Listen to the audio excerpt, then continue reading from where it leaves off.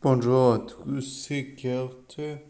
Donc là, j'ai décidé de voir si effectivement la capsaïcine du piment pouvait être, comment dire, tolérée lorsque l'on a mangé en même temps des oléagineux tels que l'amande, comme vous la voyez juste là, et la noix qui est juste là. L'œuvre qui va me brûler les papiers est juste là. C'est un piment oiseau, un petit piment rouge, comme vous le savez probablement. Bon, je n'ai pas de caméraman, donc je vais devoir poser la caméra. Donc voilà, vous voyez le merveilleux piment oiseau de très près. Donc je mange le piment oiseau, je n'en fais qu'une bouchée. D'ailleurs, lorsque vous le sucez, vous sentez le piquant dans toute votre bouche. On peut envisager qu'il y ait des récepteurs à la capsaïcine dans toute la bouche et il est intéressant de remarquer que les personnes qui fument du tabac sont beaucoup moins sensibles au piquant. Donc on peut supposer qu'une substance, peut-être la nicotine, va se fixer sur les récepteurs de la capsaïcine, récepteurs qui vont montrer pourtant d'ailleurs pas que pourtant, qui vont faire juste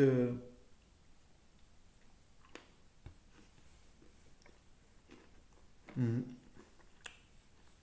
Bon, je croque.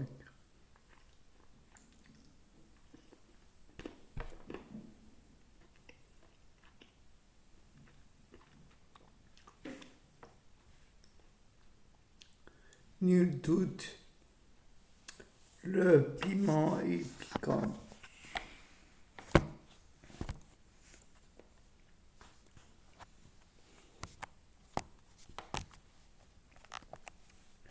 La langue a beau être couverte de papilles, il faut savoir qu'il n'y a pas que des régions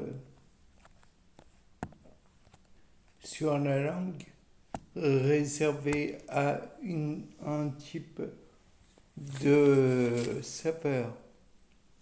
Si c'est piquant, il y en a sur toute la langue. On peut envisager aussi qu'il y a des papilles dans toute la bouche, puisque ça pique dans toute la bouche, comme je l'ai dit précédemment. Le fait est que le piment, je l'ai avalé, la noix et l'amande aussi, et j'ai l'impression que c'est moins fort que s'il y avait eu le piment uniquement dans ma bouche. Après, je ne sais pas.